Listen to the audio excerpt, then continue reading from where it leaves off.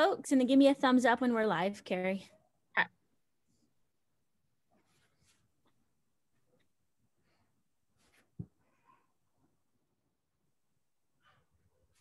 We're just letting folks in from the waiting room, and we'll get started in a minute. This could be interesting. Hold on, guys. I realize this is a new computer. Well, thanks, folks, are joining us. We're going to get started in just a minute. Carrie is working out how we go live on Facebook and record. Carrie, if for some reason you're having problems, that's okay. We will have a recording. Yes, we do have a recording. I'm going to keep working on this, so it might take me a minute to go to Facebook Live, but if you want to start, I will continue working to get us there. Thank you. I apologize for that. No, thank you everybody for joining us. We're just here at 1 minute over the hour, so I'm going to kick us off. Our community conversation today is about housing in Park County. We have an excellent lineup of about an hour with some local presenters. We want to have plenty of time for questions. So I'll do a quick introduction and turn it over to our speakers. Please mute your phone. And if you have questions as we're going, feel free to dump them in the chat and we'll make sure to get to those at the end. My name is Michelle Ubaraga, and I serve as the Executive Director for the Park County Environmental Council. We are your community conservation group, and we work here in Park County with people to safeguard the land, water, wildlife, and our communities. We do that through grassroots organizing and advocacy. As you know, we live in an incredible place with striking mountain ranges, valleys that are home to native grasses, rich soils, teeming with life, wild rivers, and wild animals. Park County is the traditional homeland to the Absaloka or the Crow tribe and their ancestors. For the Crow and other indigenous people across the region, like Northern Yellowstone's Tukadeka, this area continues to be culturally and spiritually significant.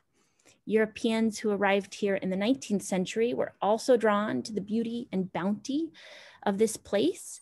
So what is Park County today has a long tradition of human habitation, of people who have loved, cherished, and stewarded this place. And we are committed to working together to honor that legacy and this place for future generations.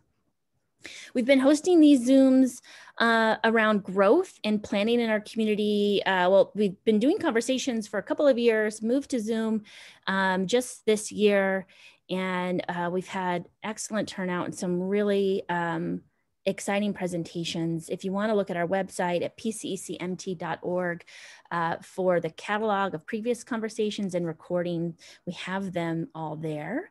And as you know, there's a lot happening right now in our community. We've been seeing more and more people retreating to gateway communities like ours to live near natural amenities, public lands, Yellowstone River, Yellowstone National Park. And that trend's been happening for years, but with the COVID pandemic, the increase in new residents in Southwest Montana is quite remarkable. And growth at that rate can lead to a lot of traditional problems thought of as big city problems, like lack of affordable housing, congestion, income inequality, not to mention the impacts on wildlife, habitat, and our water resources. So there's a lot going on, a lot to talk about. Today, I'm going to pass the microphone over to PCEC's Jonathan Hettinger to introduce our speakers. And we're taking a deep dive on housing. And Jonathan came on to PCEC. Many of you know he worked for the enterprise for a year and covered a lot of really important issues in our community, attended countless public meetings. He served on the conservation board here locally, and he continues to write as a freelance journalist. Jonathan is also a renter and a young person in our community, so I think the issue of housing hits home for him. Without further ado, I'm going to pass it over to Jonathan to introduce our speakers. Thank you all for being here. Yeah, thanks, Michelle.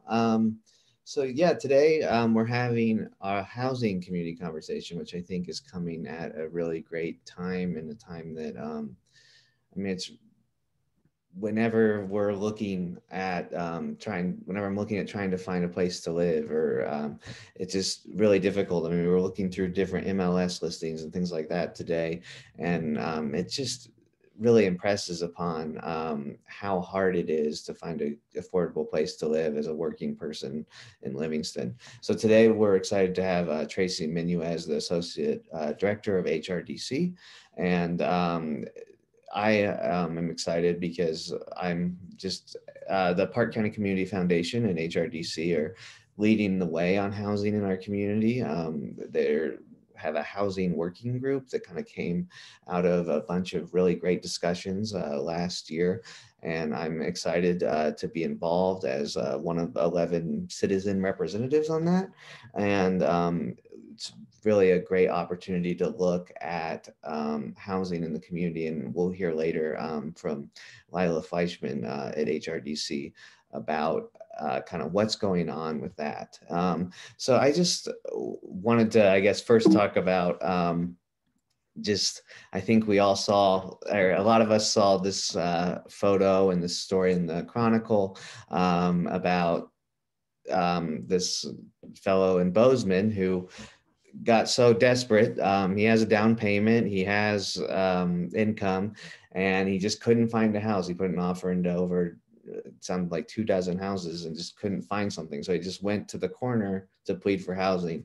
And I think that that's kind of how I've started to feel in Livingston whenever I have been looking for a place to live. So I think we can all identify that from starting. I've lived in all sorts of different places, from renting an apartment from the newspaper when I lived there, to renting an Airbnb for a month, to house sitting for an older couple, to renting a room in a friend's house, to now I've had 2 back-to-back houses that I've rented. So finally some stable housing, but the first year or so took quite a bit of time to try and find a good place to live. And I began to feel like him a lot of different times, especially when during the pandemic last April, I was trying to find a place to live and going on to Craigslist and just trying to see any of the other rentals in town, and just seeing that you have to have your down payments basically ready the day you look at a rental, or else it'll go to somebody else. And I know we were looking, Jen Magic was looking at MLS information today, and just looking at houses in Livingston, the cheapest one you can find is 320,000. And there's only 13 single family houses on the market right now, 7 condos and 2 townhomes. And it just kind of shows, whether you're renting or buying, it's really hard to find a place to live. And I know that I've also gotten used, if I'm looking through a realtor, to see the pending sign. It comes up very quickly on pretty much any property. But yeah, I think Tracy Menuez will have a lot more to say about this. And so she's the expert that we brought in today. So I'm excited to hear from her, and I'll just pass it over to her now.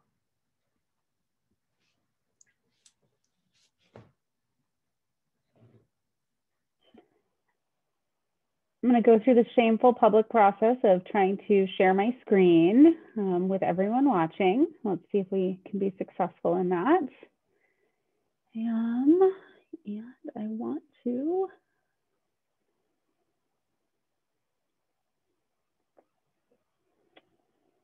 get this to start.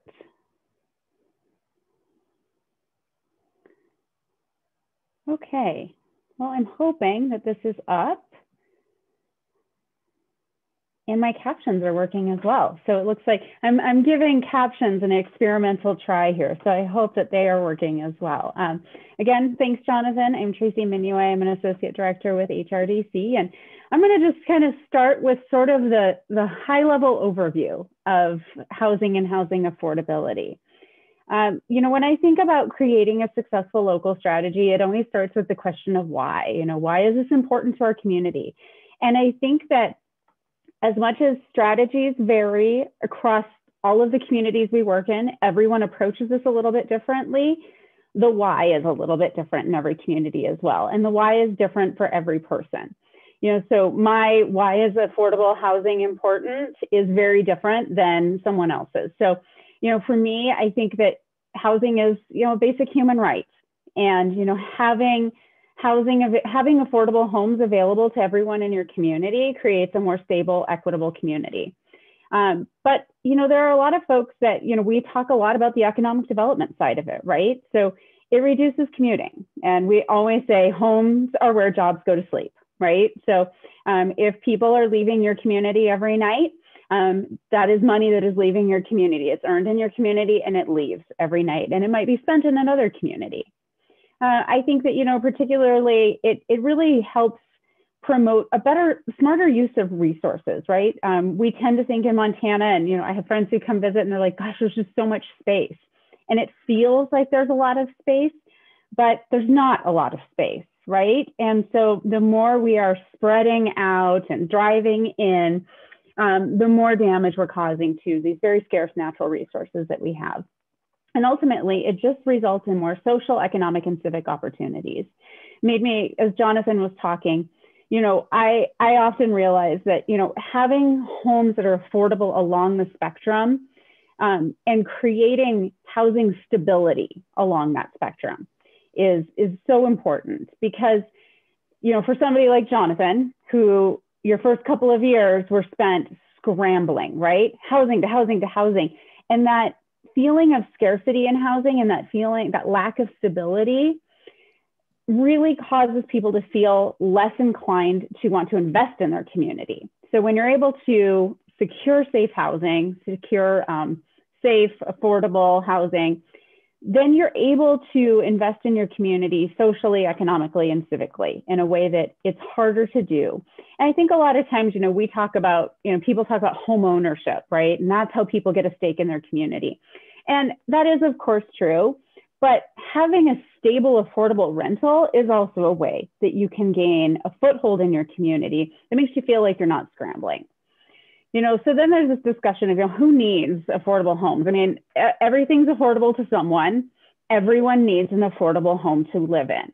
And those needs vary over time. So what we want to make sure that we're doing is looking at housing policy that meets the needs of people at various stages in life, at various income levels, various ages, household sizes. Your needs change over time, and we want a housing market that reflects those changing needs. And then the big question I ask people is like, okay, what are the consequences of just not meeting these needs at all? What happens to your community if you just decide, hey, this isn't that important, let's not worry about it? And I think that's when we see more sprawl, we see people leaving, and you can kind of see people leaving in particular areas, right? So when I find people get really concerned about this is when they're starting to see difficulty in retaining those folks who maybe are at kind of that mid-career, early to mid-career, and they can't keep them in the community. They're churning out very rapidly. And I think that's where, you start to see a lot of communities get very concerned. But I think in every community we work, there are consequences to not meeting particular sets of needs, right? If you don't have enough housing that is available to folks who have very low incomes, very low fixed incomes, you're going to see increased homelessness. If you don't have homes that are accessible and affordable to elderly residents, you're going to see people staying in homes that no longer meet their needs for a longer period of time. And those are great starter homes that don't get back into your market. So I think that, there's an importance to look at your entire inventory of affordable homes and determine where you have gaps. So first thing is to really think about, who actually who cares about this effort, who's going to lead this effort. And I think that, obviously there are a lot of people, I can see that there are a lot of people on this call. So there are a lot of people who care about this. Concerned citizens, business owners, your large employers, your school districts, your providers of services, people who own land, people who rent out homes. And I didn't put them at the end because they're the least important. I kind of put them at the end so I never forget to talk about end users. Oftentimes there is a disconnect between the folks who are making policy and the people who need that policy in place. And I have sat in a lot of rooms where there are discussions about what people earning lower incomes need. And it might be very different than what somebody earning that income might say. You know, people earning $30,000 a year are not a monolith. They still have a variety of needs because they have a variety of different things going on in their lives. So the first thing, I'm going to talk kind of broadly, you know, about all of the things that need to happen in order to have a successful strategy in your community. This looks different every place we work. Every community starts in a different place. And I always emphasize it is not important to do steps A through Z sequentially.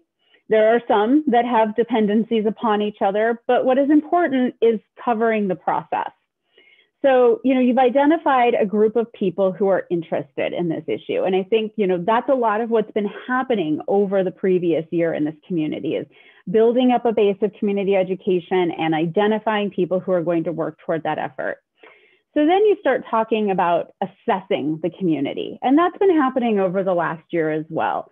And that is really challenging in a community where things are changing as rapidly as they are.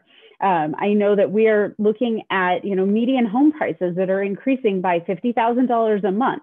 It's really difficult to put a pin in a needs assessment from that standpoint. But generally what we're doing with the needs assessment process is we're looking at what are the current needs and what are the projections for the community. And I'll be honest, projections are going to be really, really tough right now because I feel like we're looking at this pattern and there's got to be some sort of end to that. But basically, we're going to look at, you know, all of the demographic information that's available and how has it changed even over the last 10 years, right? What is changing in the community and how do we project that those changes might endure? We oftentimes will use surveys. So we might use an employer survey, you know, things that we've done in other communities like Gardner, we used an employer survey because we wanted to get an idea of, you know, how many employers aren't able to expand because of the housing market, how many employers are handling their own housing needs. And sometimes we do that in the form of resident surveys and asking end users, what is it that you're looking for? That might include a housing condition report. So for instance, we're working in White Sulphur Springs right now. A real issue that is present in White Sulphur Springs and even in communities that aren't growing really fast, there are housing needs, right? It's just, they look different. So White Sulphur Springs is a community that is facing potential growth through some economic development that's happening in that region. And there are homes there, but they're not in great condition. So we need to do a condition report to assess what sort of upgrades need to be made to the existing housing stock to make it usable for the folks that live there. Doing an inventory of land that is available for development. You can have a lot of housing needs if you don't have property that is properly zoned or available for development. It will be very difficult to meet those needs. Looking at pricing and inventory gaps. And I'm going to show a slide here in a little bit that talks a little bit about the housing continuum and where you start to identify gaps. And then identifying best practices and resources. From your needs assessment process, you begin developing strategy, right? So you've identified your needs. Now you have to prioritize them. You know, unfortunately, we very rarely have more resources than needs. It's usually the other way around. We need more things than we have resources available to address. So we have to start prioritizing how are we going to make the most impact toward our needs. Identifying what resources are available to us and the partners that are going to be working. Setting kind of those targets, right? How are we going to target our strategy to make it most impactful? And looking at strategies. So part of what we'll do in this process is what are other communities doing? What is available to us? What might work best here? There is never a one size fits all. It is, and there's no one thing, right? It is a toolbox of things that you're doing and multiple strategies that are working together to try to address this larger need. And then really looking at, you know, who's going to lead this effort over time, and tools to measure success. So I'm going to talk very briefly about some of these common things that communities use. Obviously, you can use federal and state funding. So when we talk about, what do other communities do? Federal and state funding is oftentimes the backbone of this. So the Home Investment Partnerships Program, HOME doesn't stand for anything. I try to avoid acronyms whenever possible, but HOME doesn't actually stand for anything. So just the Home Investment Partnerships Program. We utilize that right now in Park County for down payment assistance and oftentimes for the development of affordable homes. Community Development Block Grant is another one, CDBG, and that is used to develop public facilities. It can be used to develop affordable homes and is oftentimes used for infrastructure as well. So that can support housing affordability by providing infrastructure. Rural development provides a lot of financing toward the development of affordable homes, both from a rental perspective, but also for single family. That is probably one of your largest mortgage guarantees that you're able to receive, and it's a great benefit for people to be utilizing. And then finally, there's the Low Income Housing Tax Credit Program, or LIHTC, and that is, I would say that is the primary way that new rental homes are developed. That is the program for that. So I'm going to talk in a bit about kind of that income scale, and we'll see where LIHTC sort of falls into that. You can see here, looking a little bit at, we talk about income limits and we talk about income targets, right? So income limits are imposed by your funding source.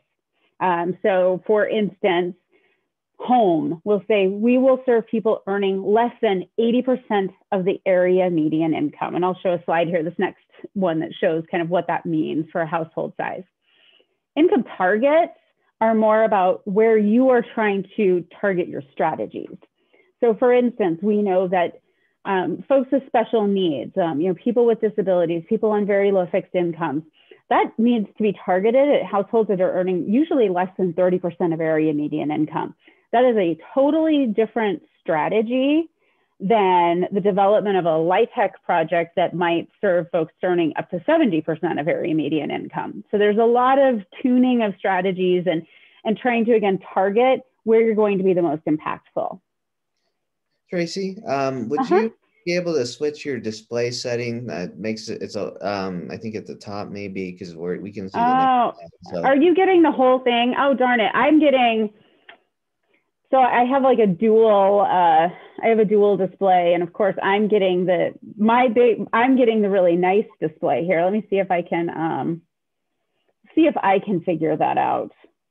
If you go to the display settings at the top and you just swap it, the little drop down on the arrow in the middle, so you see show taskbar, display setting, and end slideshow at the top with your mouse.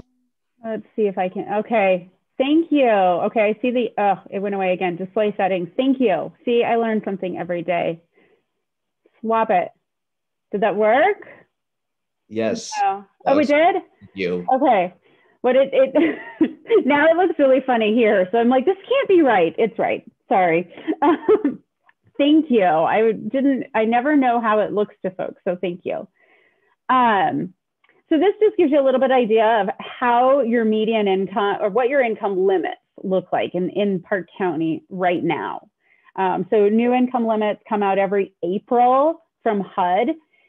So for instance, if we are talking about down payment assistance, so using the HOME program for a household of 4, the limit for that is $57,000 a year. The difficulty, of course, we've seen is that there are very few homes available to people that are earning $57,000 a year. And that's, of course, where we start to run into complications. So this is where I want to talk a little bit about targeting a strategy. And this is not the Park County Housing Bridge. This is something that will be developed over the course of this year as we talk about needs and strategies. This is actually taken from Bozeman, but it does give an idea. I don't necessarily think of it as a bridge. I always think of the housing continuum as a ladder. And what I see is that this ladder is getting stretched out, and every rung of the ladder is further apart from where it used to be. And so people have to make bigger leaps of faith. So I feel like targeting a strategy is about trying to provide support between those ladder rungs. And then one of the things we do at HRDC, of course, is we provide a safety net, because there are times when people are going to make a big leap and they're going to need someone to help them with some support. So when you're thinking about the housing continuum and the targeting of the strategies, you know, when you're looking at the very bottom, you're talking about things like emergency shelter, transitional housing, and supportive and subsidized homes. Then you're moving up that continuum all the way through subsidized housing. So subsidized apartment homes are things like the Miles, the Sherwood. Those are subsidized, meaning that you pay 30% of your income when you live there. And then you move to a LIHTC development that will have restricted rents. However, they are not subsidized. So that restricted rent may represent more than 30% of your income. And then finally, you have home buyer assistance. So you can see that these interventions are stopping at 80% of area median income. And we know that it is difficult to purchase a home in Livingston right now if you are even at 100% of area median income. So a lot of the gaps assessment is trying to figure out how far does strategy need to go and what types of resources need to be implemented in order to stretch those strategies further than through the federal programs. So talking very quickly about what some other communities do, you've got, you know, the levers you have at your disposal as a community, right? You have the regulatory side and incentives, and then you have funding. And that's really, you know, those are the three things that sort of come into play when you're talking about preservation and building of new affordable homes. So from regulations and incentives, you've got inclusionary zoning. That is something that is used in both Bozeman and Whitefish right now, but is under review at the Montana legislature, so may not be something that's a tool in that box. Commercial linkages are used in many places around the country. You have density bonuses, so that's more on the incentive side.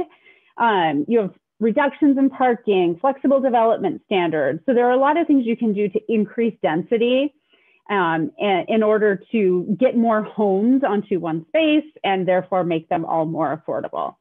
And then on the funding side, you know, there are many states utilize a real estate transfer tax. That is not something that is available in Montana, but that is a pretty surefire mechanism that is used all over the country.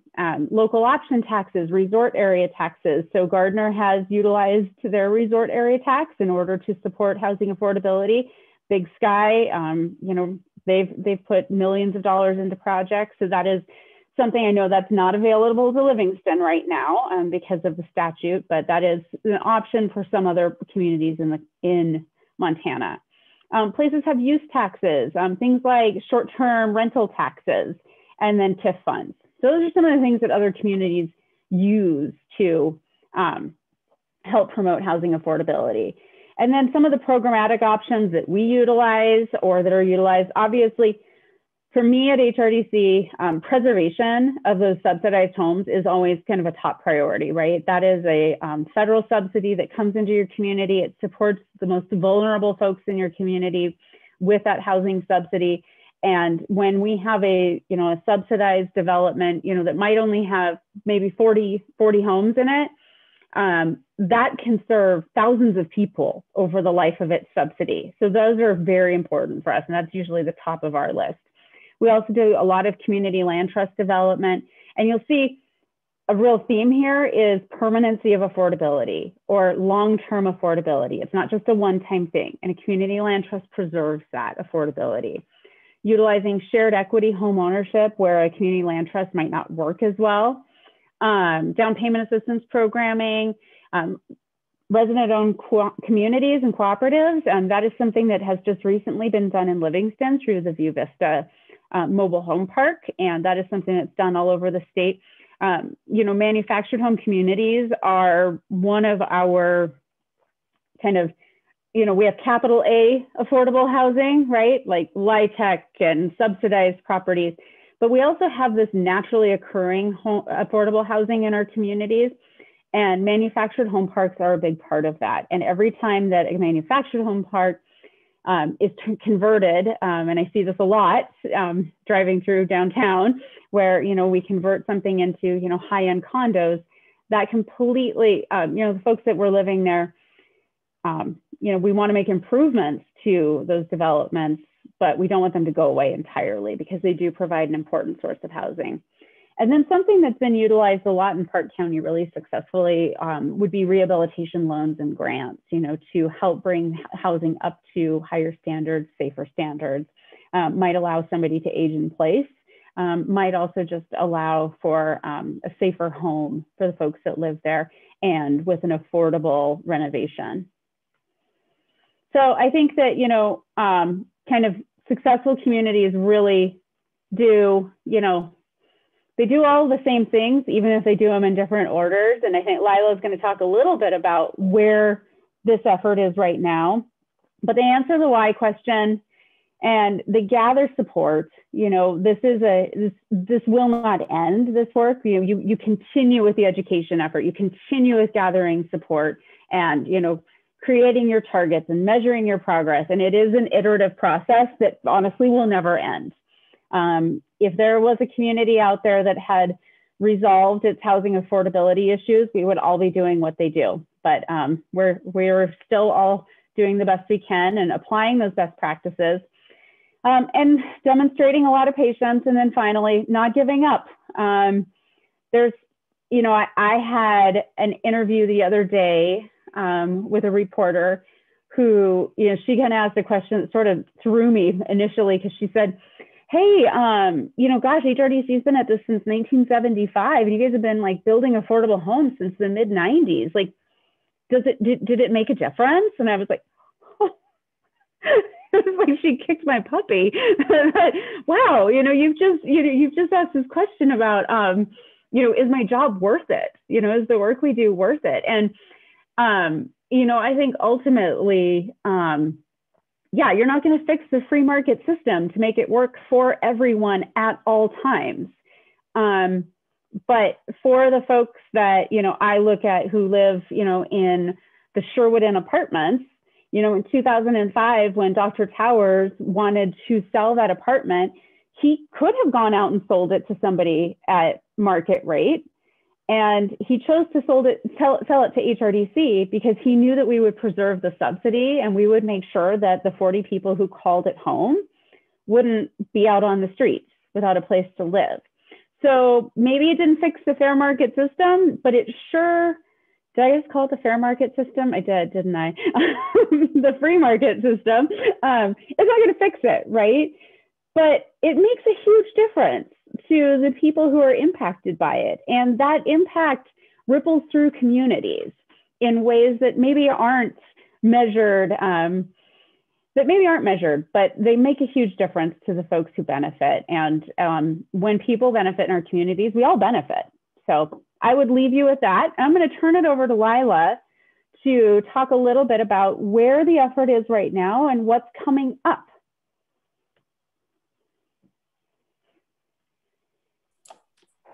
Thanks, Tracy. It's just this one slide, so you can leave it up. Thank you all for attending. We have a really great turnout. So I'll keep it brief to contextualize where we're at in the process, and then save some time for people being able to ask questions and have some discussion with the large number of people that we have on the call.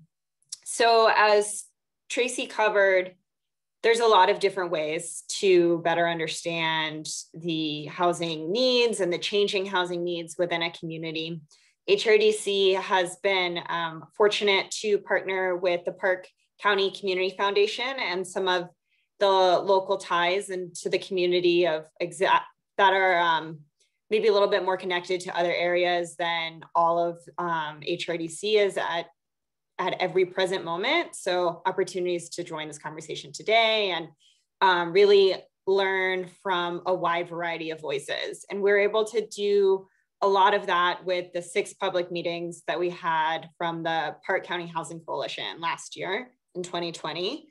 I would imagine many of you were able to join those. We got some really valuable information, I think both directions, of building a lot of strong engagement around housing, education, and also discussion that leads to further, oh, I lost the slide, that leads to kind of further questions to be able to answer about how we're going to collectively address the housing needs.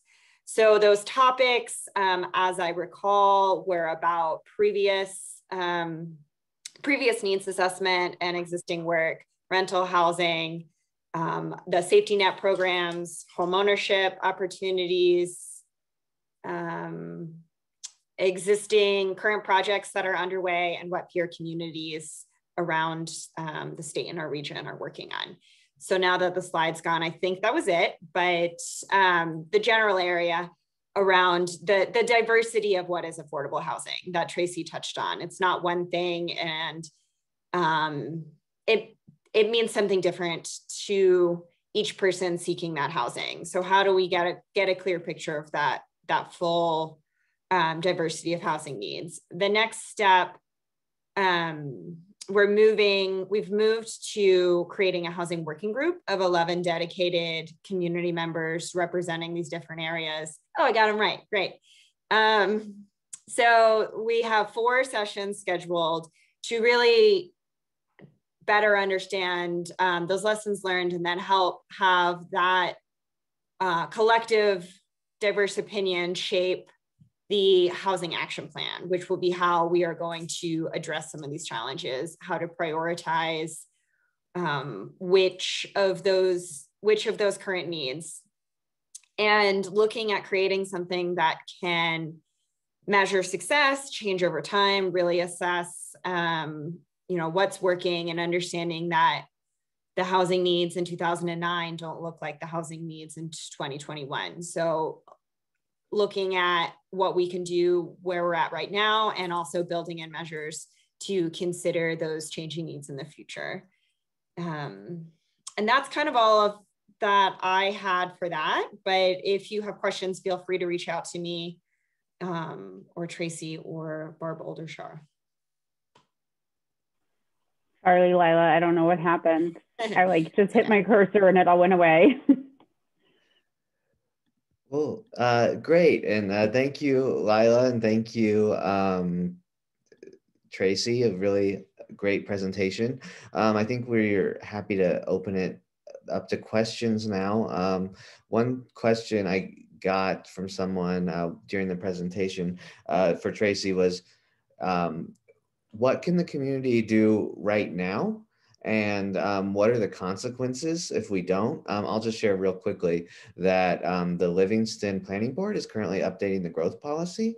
And next Wednesday, March 3rd at 5:30, they'll be discussing the housing chapter, which we can put in the chat. But that's one way that the community can help get involved on the housing issue, is look at the growth policy, housing issues, and see what you think should be included. But Tracy, what do you think some of those tools and that we can try to implement right now, and what are the consequences if we don't do anything? Yeah, I mean, obviously, I think the most important thing is to get involved, right? So as you just mentioned, the growth policy. And I think that oftentimes, we don't get involved with something until, we see an actual impact from it. And so I know I have a lot of conversations, and I joke about this oftentimes, that, I've got about a negative $10,000 sweet spot when I'm trying to produce, an affordable home, because one person will look at that and say, well, gosh, that's not affordable. And the next person will say, I can't believe you're giving those away. And so I think that, one of the best things you can do is get involved and try to keep abreast of what's actually happening in the housing market. Because I think a lot of times those statements come from places of, we built a small home in Bozeman, and the neighbors came over and they were looking at it and they said, oh, what are you guys selling this for? And we explained, we're selling it for $180,000. It's part of a community land trust. And they were just, oh, that's not affordable at all. Well, there were, some folks who had purchased their homes in the 90s. They hadn't looked at housing prices since the 90s. They had no idea. And so, to the extent that you can get involved and you can inform those people around you, as to what the actual status of your housing market is and what challenges are present. Because unless you're actually actively looking, you may in fact have no idea. So I think that that's always one great place, right? Is just, being involved in community processes. So whenever you see, things like the growth policy, when you see things, as you're looking at, city commission meetings and you see things regarding housing affordability. So you see something along the lines of, new development, right? Is that, and, oftentimes people don't come to a meeting unless they hate it, right? If I walk into a public meeting and it's crowded, I immediately feel super nervous because I assume that nobody has shown up unless they hate what I'm doing. So, if you want these things in your community, show up to support them.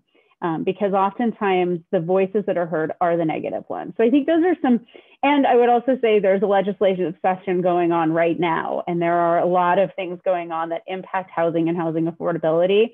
And so providing public comment is always important. Again, that goes to that end user.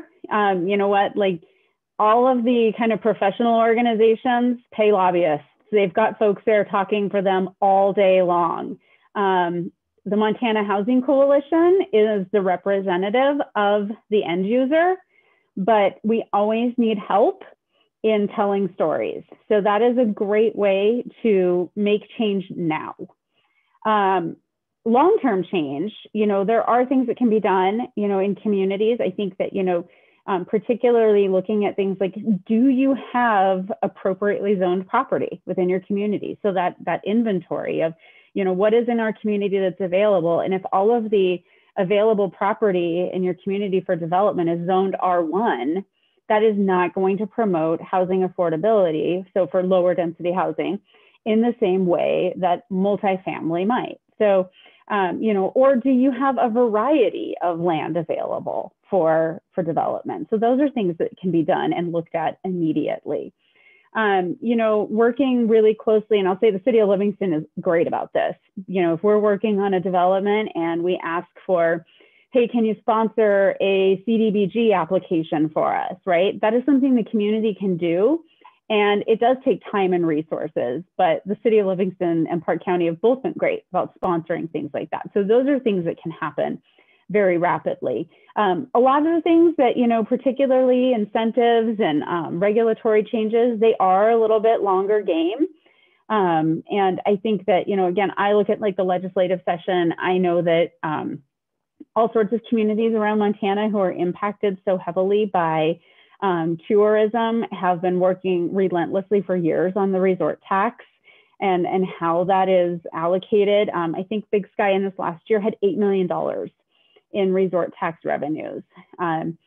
That makes a big difference in a community and is a resource that's not available to many of us that could be available. So I think that, there are still things that we need to be doing long-term that will make a difference. As far as what happens if we don't do anything, I think if you like what is happening in Park County right now, probably more of that will happen. And if you don't like what is happening, I think that's probably what happens if we don't do anything, is we just see more of this. More people, more of your friends and neighbors packing up and moving.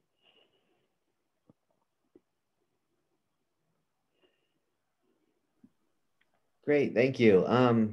So if anyone has any questions, feel free to raise your hand or put it in the chat. I received one question about someone said that there looks like a lot of the financial assistance programs that you're talking about are coming from taxpayers, and they're concerned that taxpayers are overburdened with right now, and that what are some other non-taxpayer sources that are available?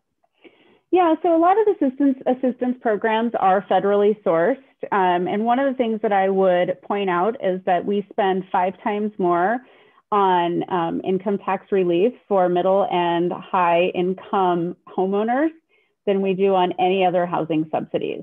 So that is where we already invest a lot of our money. Those are funds that are allocated through the federal government to the state of Montana. We, of course, don't have to utilize them, but they are there to be used. Things that don't cost taxpayers any money, of course, are things like inclusionary zoning programs, because that makes development pay for itself as it goes. I think that, you know, you would find that most Big Sky residents would say that the resort tax funds have provided them with significant relief. Otherwise, they would be paying for those things themselves. Instead, they've been able to leverage visitors to their community to pay for those things. And then I think like there are some things that don't cost anything, right? Like a lot of the incentives that you provide for development are low cost. So maybe a parking reduction, right? That doesn't cost anything. Now, does it maybe increase neighborhood conflicts? It might. So, you know, there is no cost-free way to do this. You just have to decide which costs are most acceptable to a community and its residents, which trade-offs. Great. So we had a couple different questions about kind of, I guess, where houses are built. Michelle asked about subdivisions out along the freeway are characterized as affordable, but what are the consequences of building and housing that's disconnected from our urban core? And then Peter Brown also asked about housing location and what that means, whether it comes to infrastructure needs, future costs, proximity to services, environmental protection. So when we're talking about building new houses, why does the location matter, based on what those questions asked, and how do we plan to have housing built in a location that makes sense? Yeah, I mean, obviously, you know, the closer you are to, you know, community resources, right? So community water, community sewer, those things all make a huge difference. You know, when you are developing in the county, there, you know, and there will always be people who want to develop in the county, right? Like that is just something that we have to acknowledge. There will always be folks that want to do that. But what we want to do is we want to create enough access to development near those resources. So if somebody does want to do, you know, a development of homes that are affordable for purchase or for rent, that there's land available to connect to those resources. So I think in the kind of affordable home development, it is all about density. And density can only be achieved if you're actually connected to community services. You can't do density on a septic tank. So I think for us, we need to be, you know, in town or as close to it as possible. So I think the question of, you know, location, how do you plan for that? That is, I think that comes down to strong communication and relationships between city and county, and, you know, alignment on those goals. Like if the city tells you no, and you know that you can just go ask dad, right? Or if the city says connections will cost this, and you know that you can just go and ask the county instead and not have to follow the city's rules, that's, I think, when you see that sprawl. So I think that alignment between the city and county about the priorities is pretty critical. Yeah, and that's another reason to get involved with the growth policy, which is trying to help plan that, especially through the extraterritorial jurisdiction and those discussions. So again, the meeting is Wednesday at 5:30. They meeting every other week and really trying to plan the future and how both the county and city are going to be working together. I got another question about the impact of Airbnbs in town and how it impacts the housing prices and housing market and things like that. Yeah, Airbnbs are a tough one because I think that it's important to not, I think it's important to kind of know that, for some communities, I know when I was doing the Gardner housing study, there were a lot of folks that depended upon their Airbnb in order to actually stay in the community. And without the ability to do some short-term rental, they wouldn't have been able to stay either. So I do think that they serve a critical purpose in a community, but they have some outsized impacts, and there are some communities that have done some great things around Airbnbs, both from a regulatory side, like Durango has just said, this is our Airbnb district, and you're grandfathered in, but outside of that, we're not going to do Airbnbs that kind of sprawl into communities. They just have kind of a sort of a central downtown district where that is located. But Big Sky has been doing a lot of work around more of an incentive-based Airbnb system where they've said, there is and Big Sky is a different market for sure. So I think you have to kind of study your market, but the percentage of, VRBOs, short-term rentals in Big Sky that actually make more money than they would make if they were just utilized as year-round community housing is pretty thin, actually. And so they've spent a lot of time targeting individual owners or particular homeowners associations and just going through that math and saying, you know what, I know that it feels like you're doing better, but by the time that you pay for cleaning and you do all of these different things, you could maybe make, you might even be able to break even, might be a little bit less. And in those cases, they're like, here's what we'll do. We'll help compensate you. Or if what you're concerned about is that this house won't be available when you want to come visit, we're going to partner with the summit and we'll put you up at the summit for the weekend while you're in town. So I think that's a really interesting way to approach it. When you don't necessarily, Big Sky doesn't have the ability to put a regulatory, they don't have that in Big Sky. So I think that's kind of an interesting way of looking at how you might be able to address short-term rentals in a community, because they certainly do have an impact. That is really cool. I hadn't heard about that. That's really neat. That's a good, that's really cool. So we had other questions from a couple of other people. Tim Stevens and Sebring Davis, would either one of you want to ask your question? Oh, sure, I could ask mine. Hi, Tracy. Thanks for the presentation. It was really good. So I was asking, given where the state legislature seems to be going in terms of scuttling the inclusionary zoning regulations, are there alternatives communities can think about in terms of trying to get those dollars back? Because it's going to be a big hit to communities that have that in place already.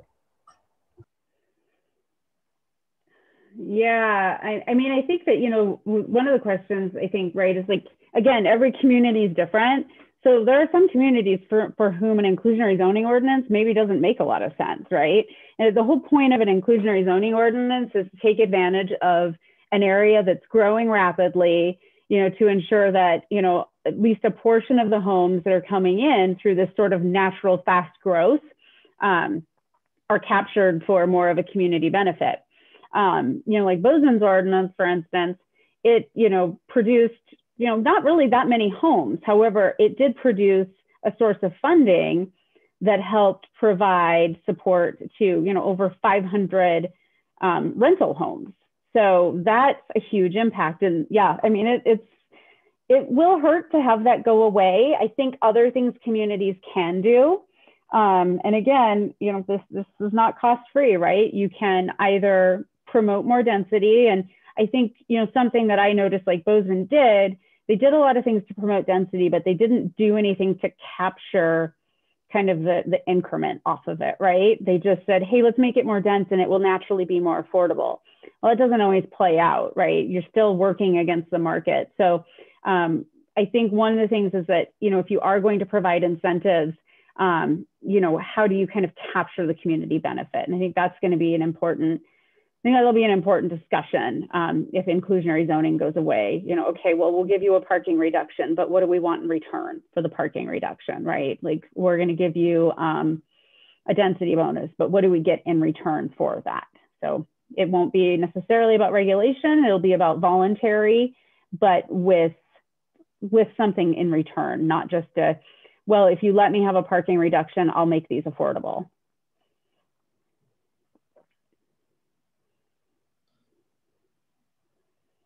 So I saw one, oh, sorry. I was gonna say, I saw a question.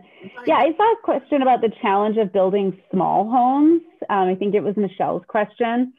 And I'll tell you, one of the challenges of building small homes is that they still have all the expensive stuff, right? So if I am building, and we did this, we built some small homes. The larger of the homes was 800 square feet. You know, just a 1 bedroom, 1 bathroom, you know, kind of a lofted style. And you still have all the expensive stuff, right? You've got a kitchen, you've got a bathroom, you've got a washer and dryer, you know, you've got, so the expensive stuff is like the foundation and the HVAC system and all that, and it's all there still. So now I just have like less square footage to spread it across. The stuff that is cheap to add is like a bonus room or an extra bedroom. And those things will allow me to, you know, as a private developer, having an extra bedroom that was fairly inexpensive to provide will allow me to charge a premium on that house that wouldn't have been present. So I think that some of that is just market incentive, right? That's probably the biggest barrier. A small home doesn't cost that much less than a large home. You know, we've been working for a long time on a very dense neighborhood development. And one of the challenges is, yes, density creates affordability, but you still have all of the expense, you know, you still have all the water and sewer infrastructure. You still have 61 pipes going out to houses, and having a little less land to put those over, you don't save, it's not a 1-for-1 savings. So I think that's probably the challenge. It's a market challenge more than anything. Great. And I know we're running up against the hour. We're trying to keep these right at 1 hour. I was going to ask if Barb Oldershaw from the Community Foundation wanted to say anything about what's kind of happening with housing at the Community Foundation. Sure.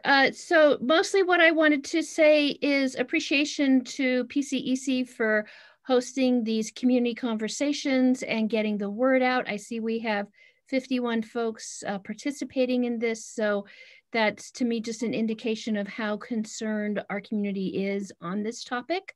I also wanted to say a thanks to HRDC and Tracy and their incredible content knowledge in this area and helping us collaborating with us on the Housing Coalition work to move this forward.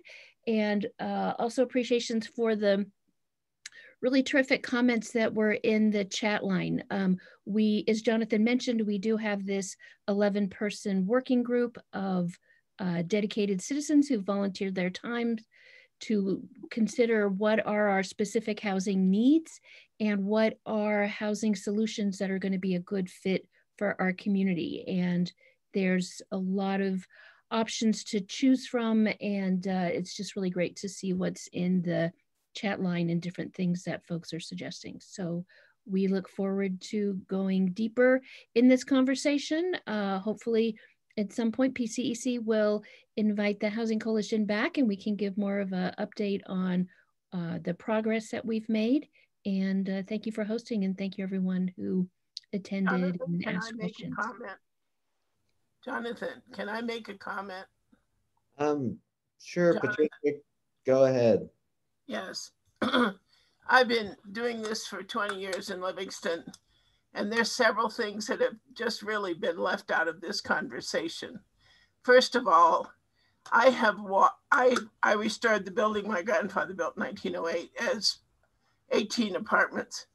And this consideration, we haven't considered Bozeman and Gardner when we're having this conversation, because Livingston has built an inordinate amount of affordable housing. But what happens is people from Gardner and from Bozeman move into Livingston and take up our affordable housing. So it's an endless thing. number one. Number two, the city has never planned for parking.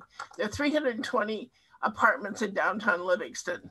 We could have an additional 220, but the city refuses to, for example, hire a wonderful man, Dan Burden, to just plan for parking for downtown housing. Also, the city has never done a PUD. We have some very serious things coming up right now, and we don't need more housing projects. We need to infill, and we must not develop around the exits, exit 330, 333, and 337, or we will kill our downtown. So as we look at this, we have to look at the Hart Branch is now just coming up for sale. Bob Ebinger was on the city commission with me when we looked at the, what was called the Yellowstone Preserve, a $34 million housing project in a lake, basically. So we have to have more intelligence. We have to have more community input, and we're not getting it right now. We are not understanding that we are in a migratory pattern for Yellowstone animals. There's so many dynamics in this situation that are not being considered, and particularly, we must not develop like Bozeman. We must not. We are an entirely different community. So the public conversation is really essential. And actually listening to what people are saying is really essential. And I've been at this a long time. I don't see it happening. I see the next generation coming along and saying, oh, well, we have a problem. And no, you haven't gone into depth enough to be able to really look at to really grok, to really see the entire picture. So I would appreciate more input from the public than we have been getting. Yeah, I'm going to thank everyone. Thanks, Patricia. Thanks, everyone, for this great conversation. Just want to encourage everyone to attend next week's City Planning Board meeting. They're going to talk about housing, so it's kind of perfect timing to plug into that conversation at 5:30, March 3rd. Yeah, and thank you very much, everyone, for attending. We really appreciate it. We'll definitely be sending out a recording of the video and also ways to get involved. And again, thank you to Tracy, Lila, and Barb for a great conversation, lots of information today. So thank you very much.